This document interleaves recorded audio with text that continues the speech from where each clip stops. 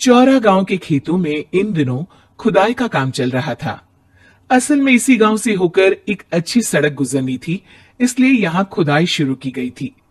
अचानक एक दिन खुदाई करने वाली मशीन से कुछ टकराता है।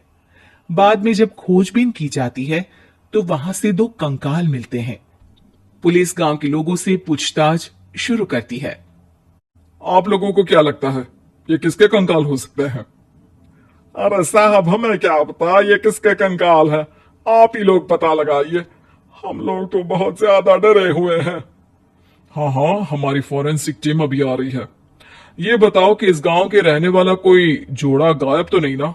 क्योंकि शुरुआती जांच में तो ये बात सामने आ रही है कि एक कंकाल किसी पुरुष का है तो एक किसी महिला का। साहब, हमें तो बहुत डर लग रहा है। ऐसे कंकाल मिलने का मतलब गांव के आसपास ही किसी की हत्या हुई है या फिर किसी को जलाकर मार डाला गया है। हाँ साहब, हम अपने परिवार को लेकर बहुत ही ज्यादा परेशान हैं। देखिए, आप लोगों की परेशानी हम समझ सकते हैं, लेकिन आप लोगों को पुलिस का सहयोग करना होगा, क्योंकि आपके सहयोग के बगैर हम ये पता नहीं लगा सकते हैं कि आखिर ये किसके कंकाल है और इनकी हत्या किसने की।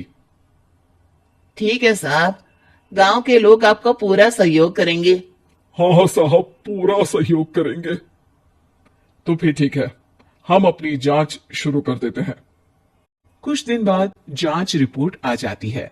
पता चलता है कि ये कंकाल करीब 20 साल पुराने हैं, यानी 20 साल पहले किसी जोड़े की हत्या कर शव को यहाँ पर दबा दिया गया था। इंस्पेक्टर राघव, ये बताओ कि 20 साल पहले की मर्डर मिस्ट्री क्या आप सुलझ सकती है? हाँ सर, क्यों नहीं। लेकिन अब सबूत और गवाह काफी मिट गए होंगे। मुश्किल तो होगी, लेकिन शायद किसी परिवार को इंसाफ मिल सके। इंस्पेक्टर राघव, आप बिल्कुल सही कह रहे हैं। किसी परिवार को तो इंसाफ मिलेगा ही और किसी को उसके किए की सजा भी मिलेगी। जी सर, मैंने तो जांच शुरू भी कर दी है। 20 साल पहले इस गांव के दो जोड़े अचानक कहीं गायब हो गए थे। मैंने दोनों ही परिवारों के बाकी के सदस्यों से बातचीत शुरू की तो उन्होंने बताया कि उनके बच्चे शहर गए थे, लेकिन आज तक वापस नहीं लौटे हैं। लेकिन ये दोनों शव किस परिवार के सदस्यों के हैं, ये कैसे पता चल सकेगा? सर, मैंने डीएनए टेस्ट करवा लिया है। आज शाम तक इसकी रिपोर्ट भी आ जाएगी। अच्छा, ठीक है। उसी शाम को सर, डीएनए रिपोर्ट के मुताबिक ये दोनों ही लाशें चौरा गांव के रहने वाले प्रधान सुल्तान सिंह के बेटे और बहू की है। लेकिन इनकी हत्याएं किसने की है, ये कैसे पता लगेगा? इसी का तो पता लगाने की कोशिश में जुटा हूं सर। आज सुल्तान सिंह से मिलने भी जा रहा हूं। मेरा बेटा और बहू तो मेरे लिए सिर्फ यादों में ही रह गए थे। हमें उनकी लाशें तक नहीं मिल सकी थी। आज 20 साल बाद उनके कंकाल मिले हैं। मैं अब किसके लिए जियूं?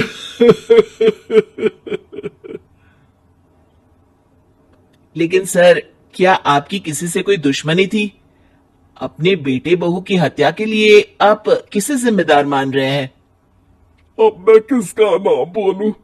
मेरी तो किसी से दुश्मनी नहीं थी। बस मेरे बेटे बहू को कोई वापस ला पाता।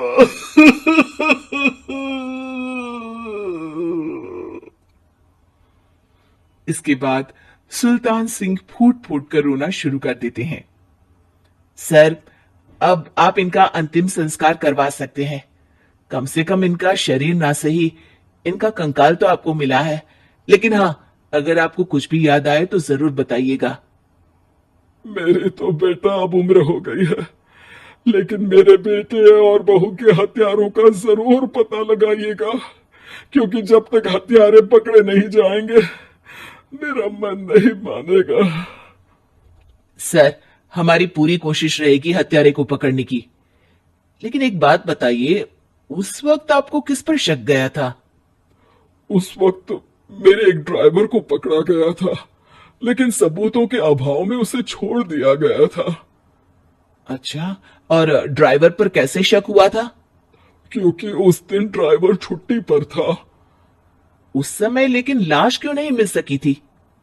उस वक्त पुलिस ने बहुत कोशिश की थी, लेकिन दोनों की डेड बॉडी नहीं मिल सकी थी। ठीक है, हमारी तफ्तीश चल रही है, मैं फिर आऊंगा। इसके बाद इंस्पेक्टर वहां से चला जाता है और सुल्तान सिंह अपने बेटे और बहू की याद में खो जाते हैं।